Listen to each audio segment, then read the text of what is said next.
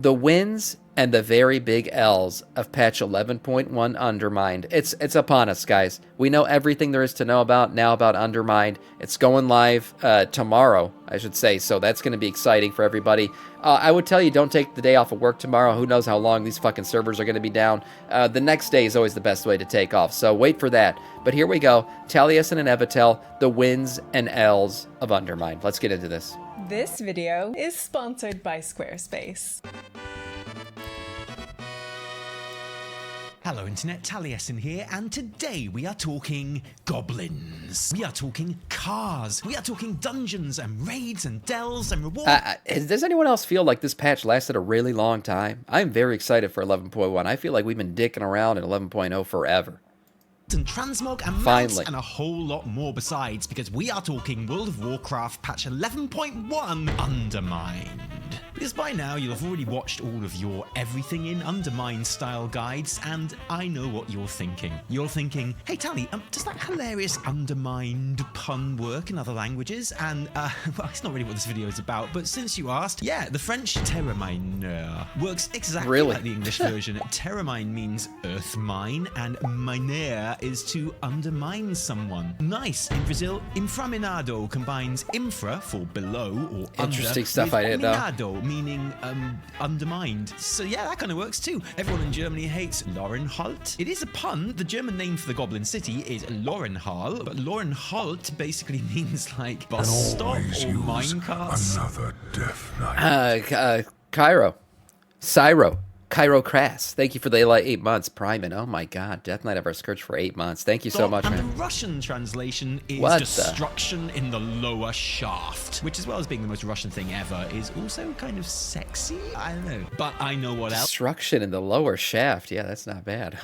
Else you're thinking? You're thinking, what are the good and bad things about this new patch, Tally? Tell me what to think, Tally, and that's more like it, because today we are going to rate the new features and changes coming in 11.1 and judge them hot, juicy wins or big, toxic, massive L's. So join us for the hits and misses of patch 11.1. Okay, go, go, go, go, go, go, go, go. Let's start with the very first thing you'll see when you log in on patch day. Yes, the new login. 11.1 will give us the option to change the background scene of our warband camp screen. I believe we get those other two the first day, so you're going to have two new choices the day you log in, or you can randomize it so it's always different every time you log in. And camp screen. On logging in, everyone will get given the new Oharan Plains background and a menu which shows the others that are available to collect, generally attached to different achievements like zone metas, delves, and raiding. Oh, and you better hope the raid is good, honestly, because you need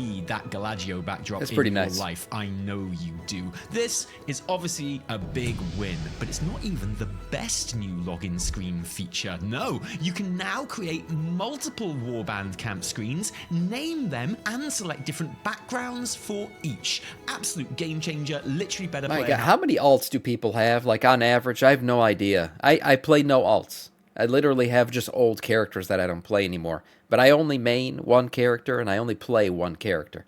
I've been playing my Frost DK fucking since BFA now. Or my Blood DK. And that's it. 40 characters? People got 40 characters out there? My God. 50? What? What is wrong with you guys? 29 characters. Well, okay. Jesus. Housing than garrisons. Well, then I guess it's a great feature for everybody. If you wanted it for Christmas, then it would have to be like a birthday and Christmas present combined, you know? The Zone. A new raid or Mythic Plus season can be as good as you like, but if it's in Korthia, people aren't exactly early, full of wonder and excitement about logging into the world of warcraft.com, are they? And I think it's fair to say that in Undermine, Blizzard... people have been complaining about how big this zone is, but it's because it's not that big. But look at the detail. Look at the freaking detail in this zone. Look at all these buildings and everything. I think this zone is going to be super intricate. I mean, every single building's got so much going on in it. Look at the movement of everything. At first glance, created... This freaking looks cool, man. I can't wait to get down here. The Marmite of WoW zones. As in, you are either going to love that neon roaring 20s steampunk downtown vibe, or you're going to hate it. So actually, in that respect, it's nothing like Marmite, because actually everyone loves Marmite, because it's the sticky brown nectar of the gods themselves. The hell is that? Don't trust anyone who says they don't don't like Marmite, they are lying. And I have to admit, I am traditionally one of those people that has kind of rolled their eyes a bit at the typical goblin aesthetic in WoW, so I was absolutely predisposed to being an Undermine hater. And if that's you too, then what I will say is, having played a lot on the PTR, I would genuinely rate Undermine as a zone a huge, massive win. In fact, I would go as far as to say that I'm pretty confident this will go down in WoW history as the best patch zone ever so far. Yes, it is that good. The whole zone just feels like the devs really had fun making it. It's rammed with cool characters. And the one thing I was saying about Undermine when we first saw it was I was hoping it'd be the size of Suramar, because I just thought Suramar was one of the best cities they ever put in the game in terms of just like you feeling like you're in a city when you're in it. And when I saw the size of Undermine comparison, which is much smaller, I was like, oh shit, it's not going to be as good. But just like I was saying earlier, the detail. This city looks highly detailed. It just looks very much lived in, which is kind of, I think it's going to be cool. Details and moments and running about the place, it just feels real and lived in, which is always one of the best things about any good zone, I think. Everywhere you go, it feels like a city with nooks and crannies and fun things going on. It's just so distinctive, and that vibe is so consistent and thoroughly explored. And then when you add the zone music into the equation, which is obviously a win, because I don't know if there's ever been WoW music that wasn't, but this soundtrack is a dub so big you can see it from space. Then Undermine is just a unique, kind of insane, but also distinctly WoW feeling experience, and that is an amazing achievement, honestly. That said, I've also been doing this long enough to appreciate that it doesn't matter what I say, there's gonna be some of you that look at these images and this gameplay, and you're just like, no, I hate that shit, count me out. Yeah, I mean, what someone's saying in chat right now is tweaked. I hope it's good because I'm not a goblin, I'm not excited. Yeah, that's fine. Some people don't like the goblin aesthetic. It's a very much, there is an aesthetic to it, right? It's very much like, you know, metal cobbled together, dirty looking, all this shit going on. But sometimes the zone, if there's a lot to do in it, if it's very much, you have a good time in it, then the memories of it are good, and then you end up enjoying the zone. So I think at the end of the day, it's going to depend on what we're doing here. That's going to determine whether or not we actually like this zone or not, and it does seem like there's a lot to do. You know, that's fair. For you... Unlike the comparison I saw in chat to the Siren Isles, there was nothing to do there, man. That was fucking garbage. So, Siren Isles was a throwaway patch, let's be honest. You already know the zone isn't L, and that's fair, different strokes. But I'm certain that some of you will come around and end up loving it like I did. And I said just then you'd be running around the zone, but of course that's not quite true, is it? Because one of the most eye-catching new features of 11.1 is the drive system. The semi-dynamic ground mount system that is Crazy Taxi and WoW. Exclusive, and will see you dashing around the map in your very own customizable hot rod. Now look, I'm not gonna lie fam, this might take you a little bit of getting used to when you first jump in. The opening 20 minutes of my Goblin Road Warrior adventures on the PTR were a frustrating, crashy mess. I was the Boeing of the tarmac. I couldn't get anywhere without the risk of serious bodily harm. But it turns out, that's just because I'm old and I hate change. It's actually a pretty standard video game vehicle driving system, this. I compared it to how it feels to drive in Watch Dogs 2 for the 12 people who played that game and will appreciate the reference. It can be upgraded and tweaked to have faster or slower acceleration, handling, top speeds, and boosts, so you should be able to get it whizzing around just how you like it, and you'll get plenty of chances too. As well as being a fun and ludicrously fast way of getting around, there are dragon racing style drive time trials throughout the zone, and an option to turn on your radio and receive basically never-ending quests, complete with cool arrow above your head like you do in GTA ambulance jobs or something. It's very silly, but very cool. Interestingly, a feature that was mentioned when Drive was announced, and which was also visible for a time but unimplemented on the PTR, was the passenger system, where you could choose from a list of colors. He's right, I have not heard about the passenger system ever since this thing was announced, but yeah, we were supposed to get passengers that change things or buff things, I don't know what, but we haven't heard about it since. Collectible NPCs to cruise the streets with you and presumably give you different perks, but that quietly disappeared a couple of builds ago, and instead you can now collect and choose between different car horn noises, which is very important. That's like probably the biggest decision you're gonna have to make when it comes to the hot rod. Honestly, my bar for any very unusual new feature like this is pretty low. Basically, please don't be shit and ruin the game. But fair play, Drive is an absolute triumph, albeit one that I don't think will become a new ground mount standard in the way that dragon riding did, but like dragon riding, it's just really fun, but also very stupid, and it makes me laugh, and it's a huge dumb win for me. Before we move on from the zone, I just want to take a quick spoiler-free look at the story in the zone too, because the campaign quests are something all of us will end up doing. I care about the story. Some people always say that they don't give a shit about the lore or anything like that, but even those people will tell you when the story is bad, the game is bad. That's the truth.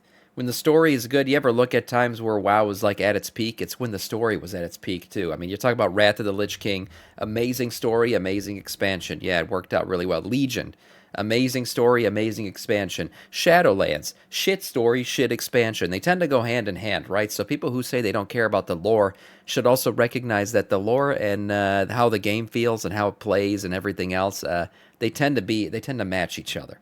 So I hope that the lore here is good. There's a lot of potential for really good lore. Galliwix is a piece of shit. Can't wait to kill him. We'll see how all of this ends up looking going forward. And I have to say that the Undermined campaign story is unusually good. It does something a little bit different to most WoW story installments in that you get the beginning, middle, and end of the arc all at once. In these quests, it progresses the main war within story, leaves you intrigued but not completely clueless as to where it's going next, and provides a really good reason to be sticking around the town and doing the raid in the meantime until the next installment. The opening leveling campaign of War Within did the same sort of thing, and as a result, it avoids the BFA and Shadowlands signature cliffhanger fatigue. It's a subtle but significant shift in the game's story delivery philosophy. I think it's awesome. Another big win as far as I'm concerned. God, this is going very well so far, isn't it? What's next? Raids are WoW's bread and butter, Blizzard's calling card, and traditionally the thing that the game does better than any other MMO. And it's basically impossible to know if Liberation of Undermine is any good at the time of writing, but I mean, it looks good because it's full of stupid explodey goblin nonsense, and there's a robot dinosaur fighting a bionic gorilla, so we can only hope that the bosses themselves hit the peaks that the design clearly already has. There are though some judgments that we can make about raid adjacent features, like the new raid renown track. That's right, fam. I think this is gonna be great. Renown trees, so we put some renown on your renown and then squeeze them together to make a giant juicy renown peach. Because as well as the new Goblin Cartel renown tracks, which is also actually 4 new renown tracks, kind of like how the Nerubian renown. Are we getting over renown? That's the question now. Is like, do we have too much renown going down? Because at this point, we got the renown for the cartels, we got the renown for the raid, renown for your renown, renown with your wife. I don't know, but there's a lot going on here. This doesn't matter. This is all cosmetic. The renown for the raid matters more because you're actually going to get some DPS boons out of that, shit like that, and gear. So that one actually matters towards progression. I guess the rest of these renowns are kind of just if you want to do them, you can do them. Time out, there is the Liberation of Undermine Loyalty Rewards Club, a brand new idea, in as much as Renown Track can be a new idea. I mean, it's new in the same way that Mrs. Pac-Man is a new idea, you know, which sees players earning 1 rank per week as long as they're doing a minimum of raiding at any difficulty, and earning useful upgrades to the pre-raid hub at the Incontinental Hotel. Useful bits and bobs within the raid itself, a stacking power buff in the raid, and ultimately the quality of life T-Rex changes mount, which we all assumed was dropping from the Robo T-Rex boss, but no, it's part of the renown track. In theory, this is a win. I think it's cool to have a unique progress path for raiders. Now, tier sets are rightly open to everyone, and I like the idea of gradually upgrading the hotel to be kitted out in cool stuff. I want it to feel like my base in XCOM, but there is the It's cool that it'll be progressing. Renown doesn't really matter much. People have always enjoyed reputation and something to grind. Yeah, I mean, look, renown doesn't even feel like a grind. Most of the time I get renown without even knowing I'm getting renown. So I don't mind the renown tracks. I definitely think they're better than the old ways of grinding out reputation. I do miss the tabard days back in Wrath where you just put on one, you get rep that way. But overall, renown tracks, I don't hate them. I think they're good. Most of the time I'm getting them, I don't even know I'm getting them. We're gonna have Mo renown, then you have hair. Well, it's not going to take much renown, honestly. But And yeah. a shadow of an ominous L lurking in the background here too. The once-a-week progression has a catch-up to it, but is always going to feel arbitrarily time-gated, I think. And the big reward from this renown tree, the 2 puzzling cartel chips which work as dinars to let you buy raid gear from the vendor, have been removed. And it never feels good to have cool gear removed. Yeah. I hope this works out, but I wouldn't be surprised if it doesn't. Put it that way. One thing I'm much more certain of my love for is the early story mode for the raid, which opens in week 2 of season 2, meaning that everyone will have the opportunity to go in, defeat Gallywix, and see the ending of the raid for themselves. That'll be And interesting. Like I say, the story of the zone is actually tied up quite nicely before you even get in there, so I'm not expecting any massive revelations or anything, but it is an obvious win that Blizzard is pushing access to the story to players here. Good move. The new tier sets for season 2 are visually one of the strongest collections I think we've ever had in the game. Dandy Rogue Highway. They're cool. The rogue is amazing. They're cool. The only thing I wish is that they looked more like they came from Undermined. That's it. The class, aesthetics to them, they're good. But the Death Knight one to me looks like it came out of Shadowlands or something. Either way, I kind of wish they just were tied a bit more into like, okay, these are goblin style sets, but they're not. They're just But tier a sets. skeleton, though? Win. Demon Hunter that's so reintegrated into society they've become a warden, though? Win. The Death Knight your girlfriend tells you not to worry about? Win, win, win. And the Death Knight's nice. It's just not what I expected for this patch. We didn't even mention Sylvanus Hunter, Dragonhead Monkhead, and Icky Warlock. Seriously, wins all round. The wins are on me. Win City. The actual tier set bonuses themselves, though? Sorry fam, take a big L on that one.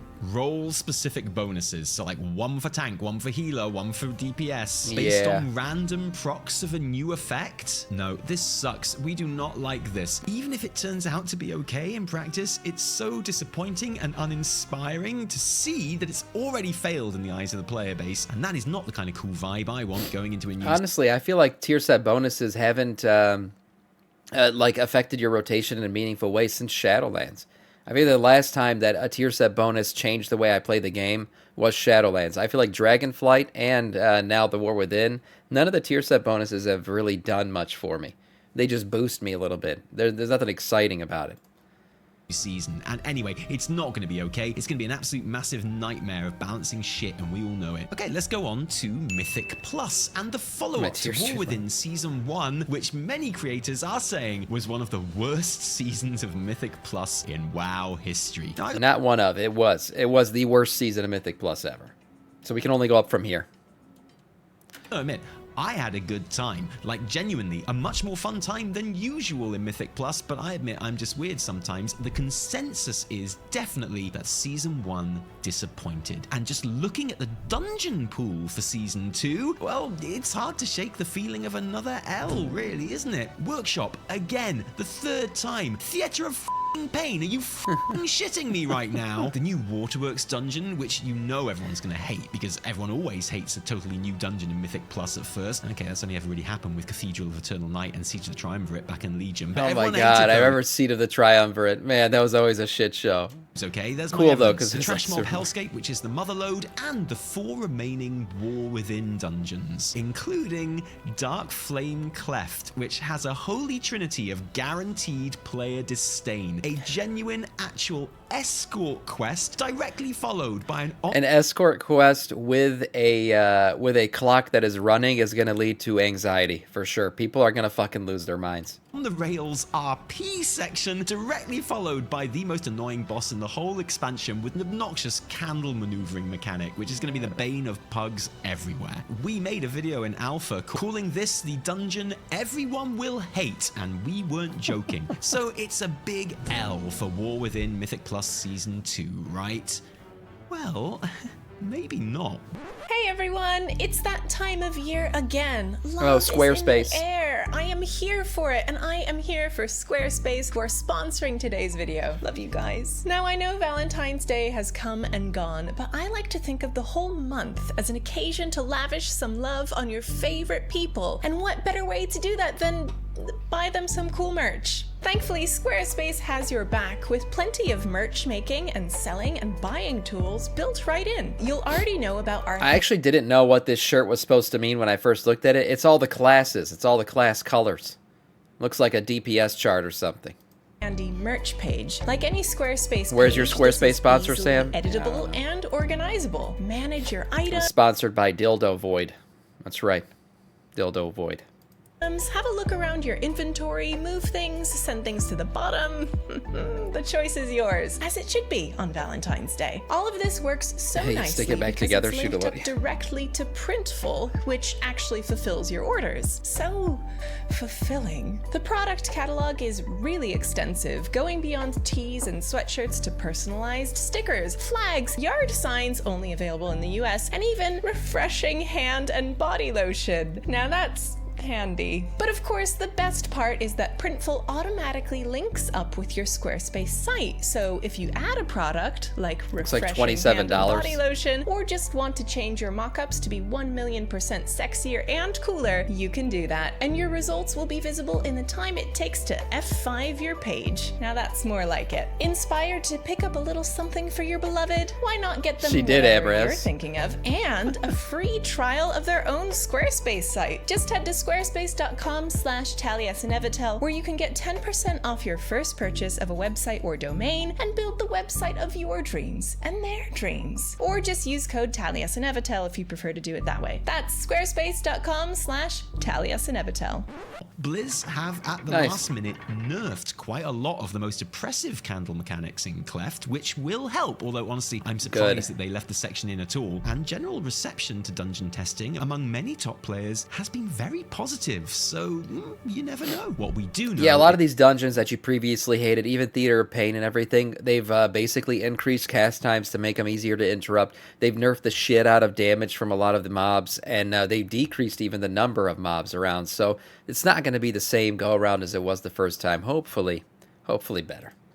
is that Blizz have made some great changes to Mythic Plus beyond just the dungeons. Top-tier gilded Also, Priory of the Sacred Flame. I mean, that's a great dungeon. Come on. crests awarded from key level 7, and more crests awarded whether you time the dungeon or not.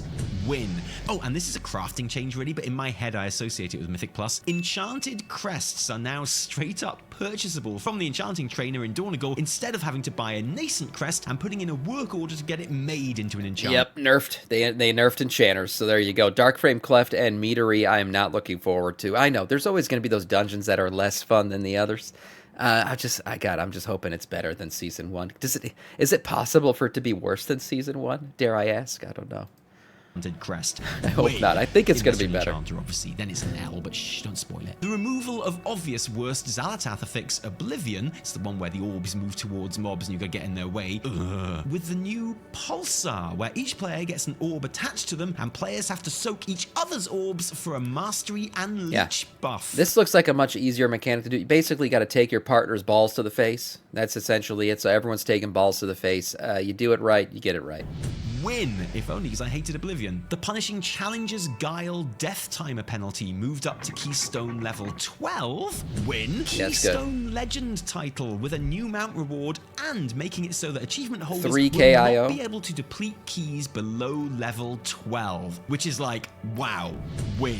There is more dub here than at a hipster warehouse rave. These changes are great, we like them very much. Let's talk delves. We didn't get a new delve companion in 11.1 as promised, so instead we are stuck with Bran again, and for the rest of the expansion, which is a Fucking Bran. I mean, this guy... You guys know how I feel about Bran. I'm not even going to expansion, say. which is a huge L. Because I like the guy out in the world, you know? He's a nice guy, nothing wrong with him. But in Delves, I am Bran's #1 hater. If Bran has one hater... Number 2. Gotta be number 2. I think I'm Bran's... You could check the clips, guys. I have not had a good time with Bran. It is Especially me. recently. If Bran has 0 haters, it means I'm dead. Happy Monday. What's Except up, that Justin? Happy this Monday, season, man. Bran has some new levels and tricks, and the ability to tank for you, which is a great big dub, fair play. And also, you can now earn the top 2 levels of crests from high delves. 13 ruined crests for a level 11 delve. And delvers' bounties at level 11 will net you 10 gilded crests up to 3 times a week, which is frankly huge news and a huge dub for delvers. The new delves are pretty cool looking too. A stinky gold. Basically, delves will be much more, what's it called, gear progression related now. So you'll be able to get actual crests, gilded crests from delves now. There's a limit that you can get from them. I believe it's 21 per week. But anyways, it's going to be pretty damn good to get crests from delves. Goblin sewer factory thing and avoid corrupted Titan's site are a nice I change did of type scenery, but also kind of the minimum you'd hope for, so just a small dub for those. And we're almost done, just mopping up some random bits and pieces. The new change to ground swirlies to make them more visible, an obvious win. The world great. sets are a pleasingly 40k Gretchen Dreadnought dub and make you wonder how cool it could have been if Blizz went all out for the steampunk look in their tier sets. Yeah. And one of my favorite things in the whole of the patch, the Blood Bowl armor sets. Win, win, win. I love these. They're a genuine dream come true. I don't expect you to be as excited about making your character look a bit like Blood Bowl players as I am, but I don't care. I love them. Win. Which coincidentally is what I always do at Blood Bowl. So there we have it, the good and the bad of patch 11.1. But what do you think? Is this a patch that you are looking forward to playing? Are you coming back unexpectedly after what you've seen? Or has the goblin vibe left you cold and actually you're going to be skipping it? Yeah, I'm excited for it. Did they nerf delves diff at the same time this patch, or did I imagine that? I don't remember a nerf to delves. I don't know. Someone else can speak to that. I don't remember a nerf to delves. I think they're staying the same. They're buffing delves in terms of the rewards that you can get from them, because now you can get gilded crests. So we'll see. Let us know in the comments below, and thanks for joining 100th us today. video about if you like this 11.1 video, match don't thank us. Thank our patrons who give their actual real-life money to make all of our work happen. And guys, seriously, thank you, because without you, there would be a whole lot less Taliesin and Evertel. If you didn't like it, downvote the great shit video. out of it. And remember, my name is Rain. No, my name is Taliesin. From me and Evie. Until next time, cheerio. Overall, I think, look, you got to look at basically what's coming in 11.1, and you get excited, because I think a lot of it looks pretty damn good. The Delves, it's a plus. Season 2, I feel like Mythic Plus is going to be better than Season 1. Like I said, can it really get worse? Dare I ask? I don't know. But overall, even the Goblin aesthetic, if you like it or if you don't like it looks like the story is going to be pretty good. Undermine the city looks like it's hyper detailed, and actually it'll look like a lived-in city and kind of be cool to be in. We'll see. We'll see. Season 1 is a low bar. That's right, Justin. That's what I'm saying. So hopefully that means we're going to get better content here going forward. All in all, nice video from Taliesin and Evitel.